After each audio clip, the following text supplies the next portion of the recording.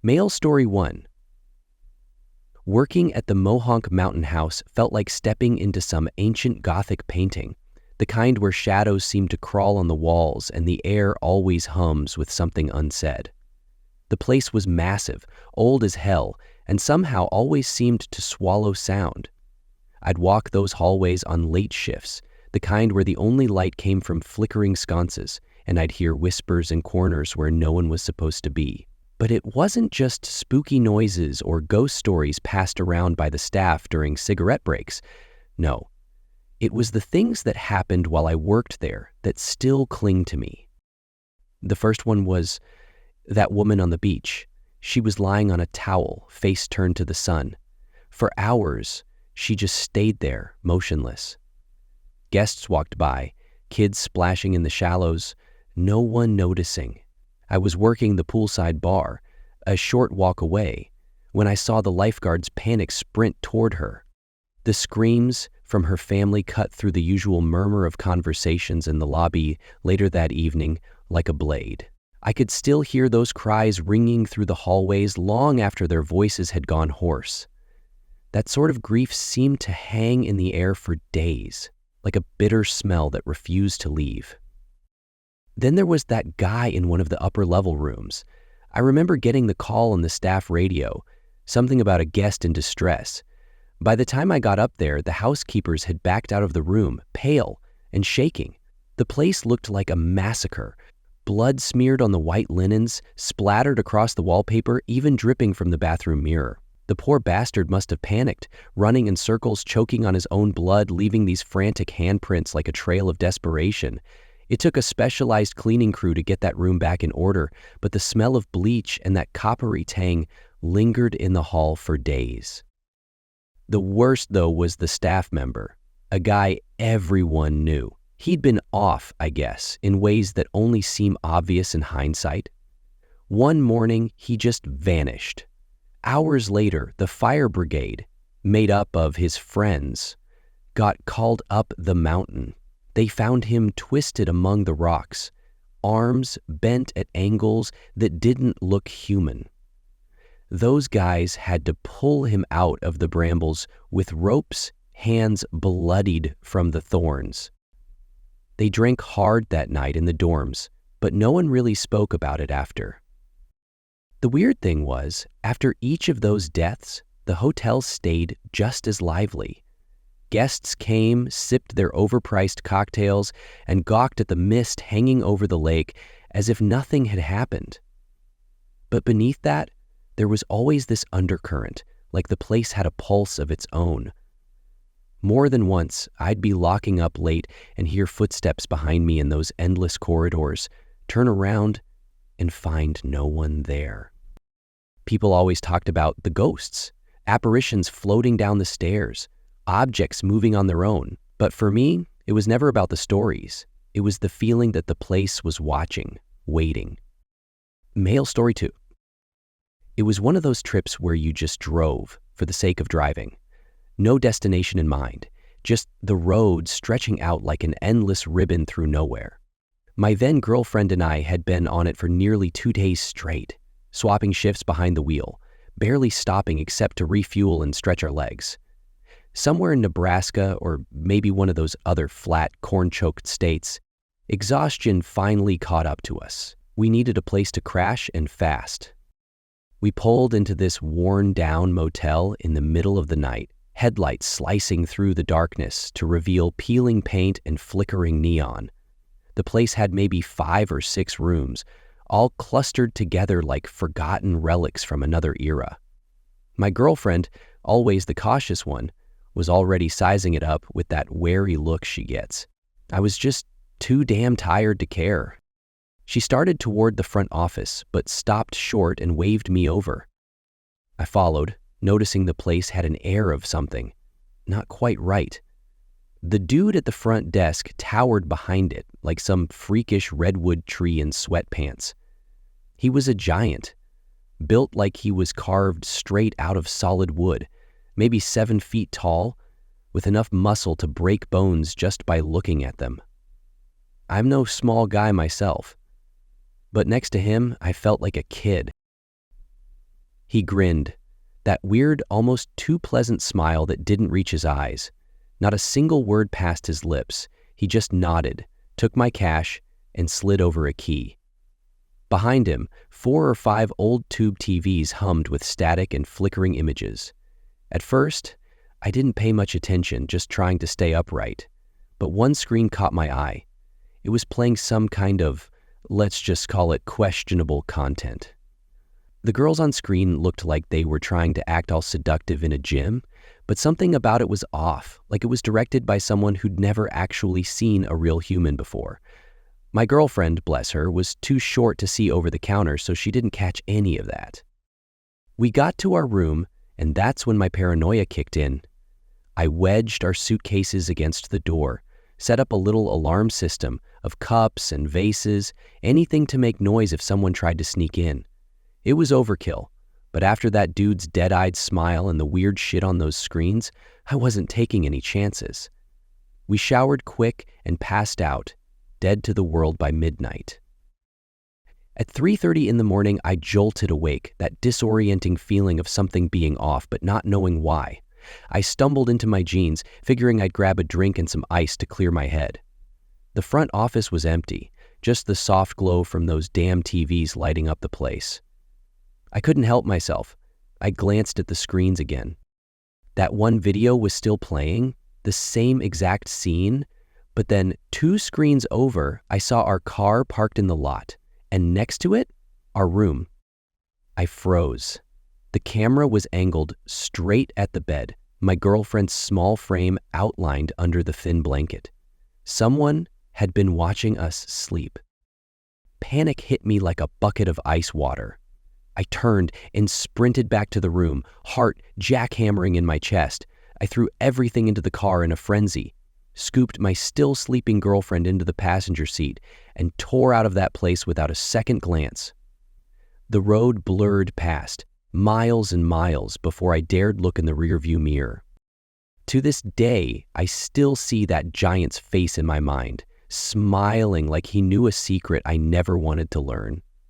And those cameras, God, those damn cameras, watching us like we were part of some sick little game.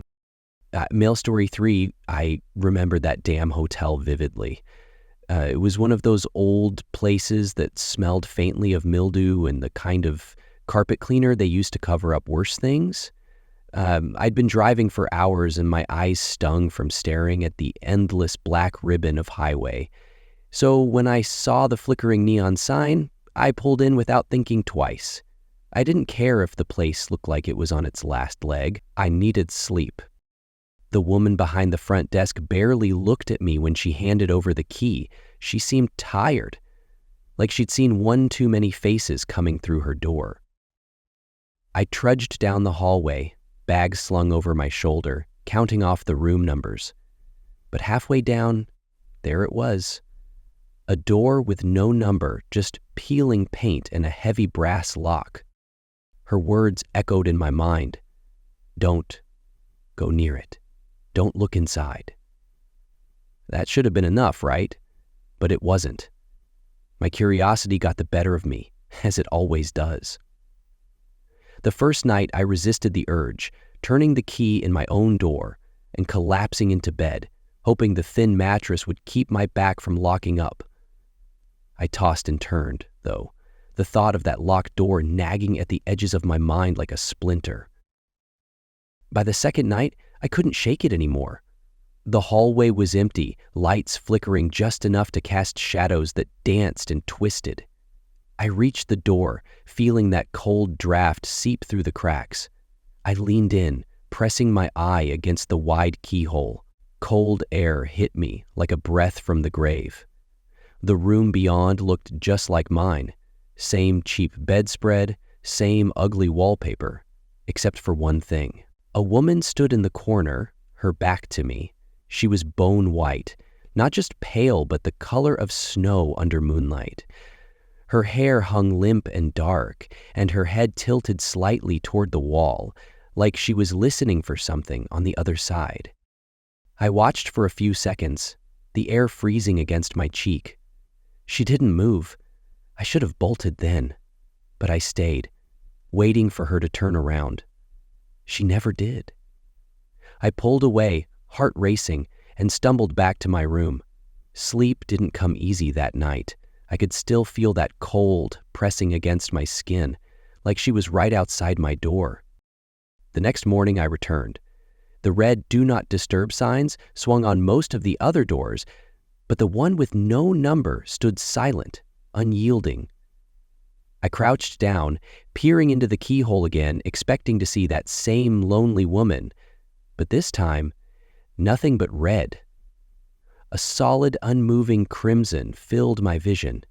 It was like someone had splashed thick, dark paint over the lens. I leaned back, confused, my breath coming in short, sharp bursts. When I finally went back to the front desk, the woman there looked at me with tired eyes that seemed to know everything. She didn't ask if I'd looked, she just sighed, like she was disappointed but not surprised. She told me the story, her voice as dry as the cracked leather of the lobby chairs. The room, she said, belonged to a couple years ago. The man had killed his wife, she explained in that same flat tone, and ever since her spirit lingered. But it wasn't the murder that sent a chill up my spine. It was the part she said at the end. "They were white as snow," she muttered, her eyes darting away from mine. "Except for their eyes. Their eyes were always red." Male story 4. When the house caught fire, it wasn't some grand blaze, just the garage, thankfully. But we couldn't live there with the smell of burnt plastic and charred wood clinging to every surface. Insurance put us up in this cheap hotel on the edge of town while they sorted things out. 4 months of stiff mattresses and stale coffee from the lobby. At first, it seemed like a small inconvenience. A break from routine, right? But that place turned into a nightmare faster than I could have imagined. Living out of suitcases for weeks messed with me. The maids would waltz into the room whenever they felt like it, rearranging stuff like it was some kind of game. I'd come back from work and my toothbrush would be in a different spot. My clothes folded wrong, like they were daring me to notice. It wasn't until the bill arrived that I realized they weren't just moving my stuff. Over $2,500 in long-distance charges to Mexico. I stared at the statement like it had slapped me. I didn't even know anybody in Mexico. Turned out the maids had been sneaking into my room and making calls on my dime. Insurance? They shrugged it off. Not covered, they said, even though they were the ones that put us in that dump. I tried to fight it, but in the end, I paid it, every cent, right out of my own pocket. Just when I thought it couldn't get worse, the crew hired to clear out the house before repairs started decided to help themselves to our belongings. The fire didn't touch the main part of the house, the garage took the hit, but everything else was fine. At least it was, until those guys showed up.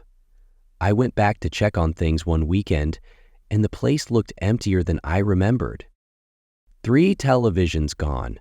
The stereo system my dad passed down to me disappeared. Even the damn vacuum vanished. They didn't just take the big stuff either. Small things, like our old photo frames and a set of silverware, all mysteriously missing. I reported it to the company, but they acted clueless. Insurance didn't cover that either. By the time we got back home, I was drained, both in spirit and savings. The house was still standing, technically, but it didn't feel like ours anymore. Those 4 months had stripped it of everything that made it home.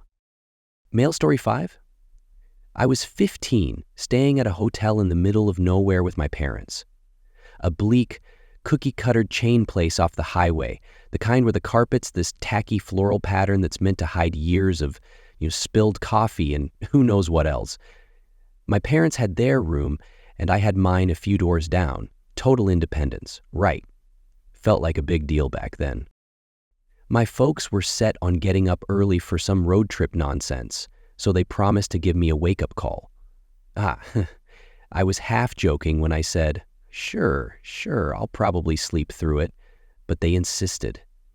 The bed was this lumpy thing, and the air conditioner rattled like it was about to give up on life.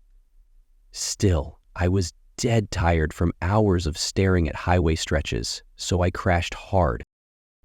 Sometime deep in the night, this sound shattered the quiet. I remember jerking up, not quite awake, with that thick fog of sleep still clinging to my brain. My first thought? Oh, it's the wake-up call. Groggy, I flopped over, grabbed the phone off its cradle, expecting my dad's groggy voice on the other end. But the phone kept ringing. I had it in my hand, for crying out loud, and it was still going. I squinted at it like it was some alien technology, pressed it closer to my ear, and croaked out something that sounded more like a death rattle than an actual word. The ringing didn't stop. For a solid 10 seconds I was there, tangled in the sheets trying to figure out why this damn phone was ringing at me when I already had it up to my ear. That's when the sharp, shrill noise got louder, bouncing off the walls. It wasn't the phone, it was the fire alarm. Now, let me tell you, waking up to a fire alarm in a strange place is like getting your brain scrambled. I fumbled out of bed, one shoe on, the other completely AWOL, and sprinted for the door. The hallway was a mess. Doors were swinging open, people dragging half-packed suitcases, a guy in his boxers yelling at his wife to hurry up. Total chaos. By the time I made it outside into the cold parking lot, the entire hotel was spilling out like ants from a kicked nest, and all I had on was an old t-shirt and those awful plaid pajama pants. The air smelled like burning plastic, but there was no sign of smoke. False alarm, someone muttered. But it didn't matter. We were all wide awake now, shivering, and way too aware of just how ridiculous we looked standing there under those harsh yellow floodlights. My parents found me after a few minutes, and my dad just shook his head, laughing like this was all part of the adventure. But I couldn't get over that stupid phone. I kept thinking I was dreaming or something, clutching the receiver like it was a lifeline, while alarms were blaring in my ears. Eventually, they let us back inside, and the staff handed out some weak apology and stale coffee in the lobby. I spent the rest of the night with one eye open, waiting for another blaring wake-up call. That, thankfully, never came.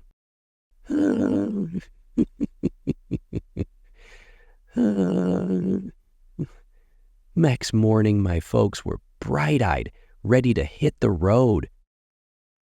Me? I just wanted to burn that hotel to the ground and find somewhere with decent beds and alarms that only go off when there's an actual fire. Mail Story 6.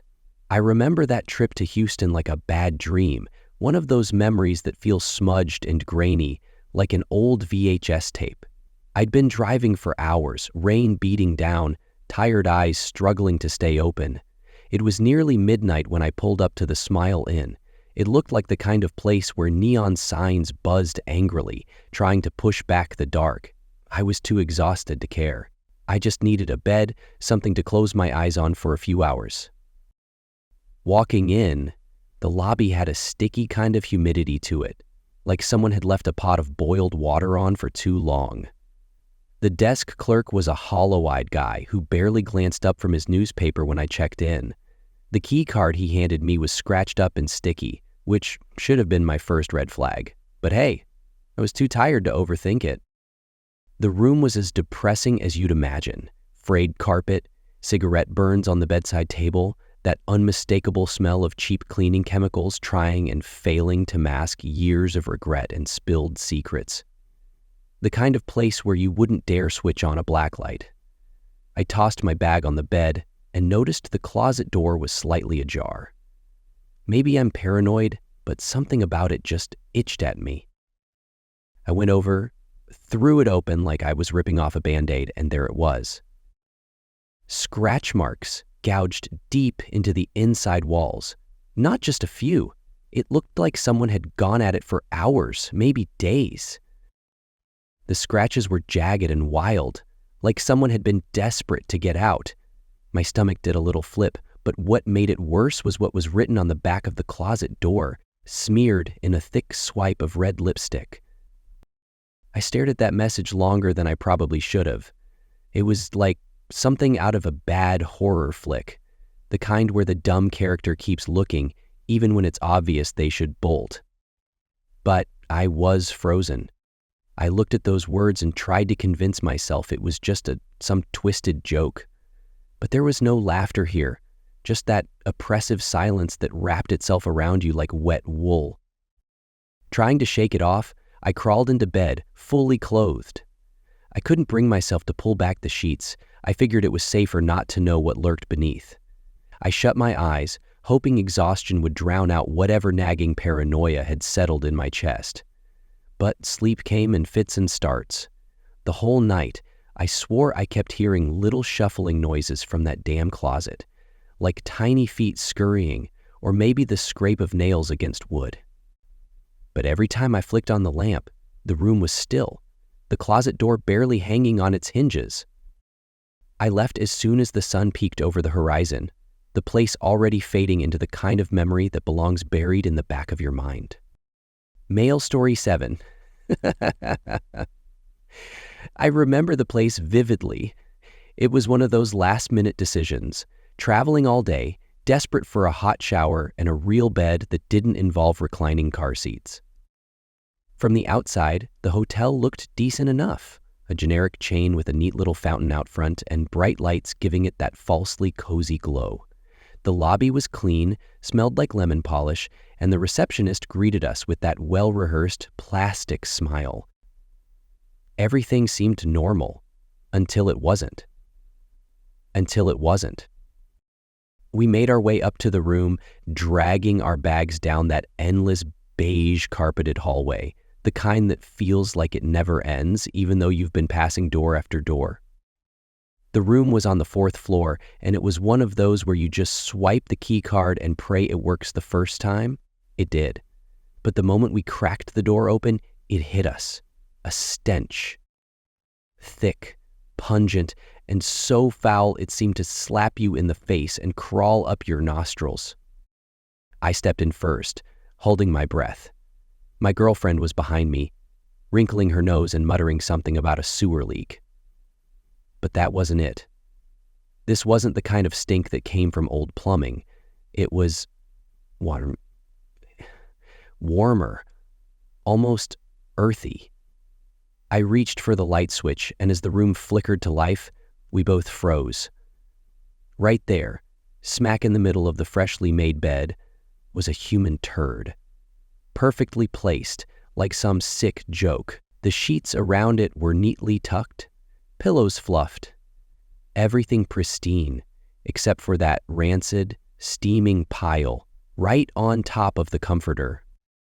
I gagged, turned on my heel, and shoved my girlfriend back out into the hallway. We half-jogged back down to the front desk, trying to breathe through our mouths. The receptionist's smile faltered when we explained what we found, eyes widening in horror. She kept apologizing, stammering something about the cleaning staff and how this had never happened before. They gave us another room, a few floors down, and as some twisted apology, sent up a fruit basket that looked like it came straight out of a supermarket clearance rack. Grapes half squished, apples bruised. We never got an explanation. Nobody could or would tell us how a freshly made bed ended up with a literal pile of shit on it. To this day, I can still see that spotless white comforter, that dark smear like some grotesque cherry on top. Never stayed at that hotel chain again.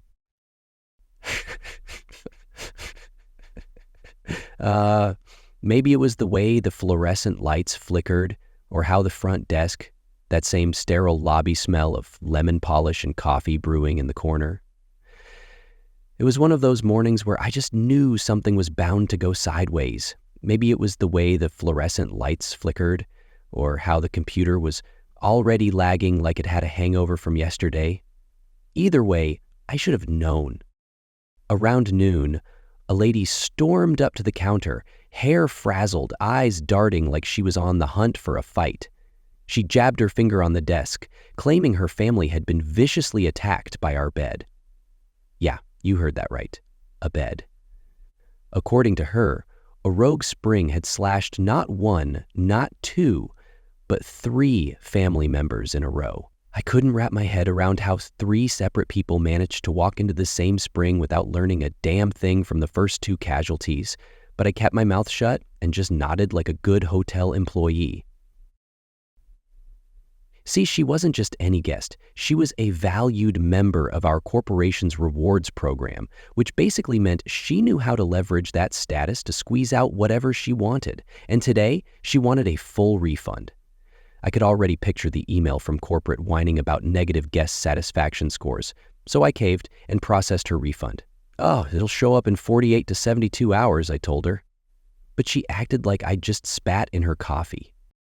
Problem was, this lady and her crew were supposed to check out by 1 p.m., but it was nearly 2 p.m. and they were still camped out like they were auditioning for a reality TV show about overstaying your welcome. I finally had to get all polite but firm on them to clear out. When they finally dragged themselves and their 3 overstuffed cars away, it looked like they'd crammed a dozen people into that little 4-person room for 3 nights straight. Fire hazard. Much? The real horror show started when housekeeping went in. I swear, the housekeeper who was ready to clock out at 3 p.m. nearly walked back out after seeing what they left behind. 4 hefty garbage bags spilling open with God knows what, cigarette butts scattered like confetti on the carpet, and the bathroom. Man, that was a crime scene.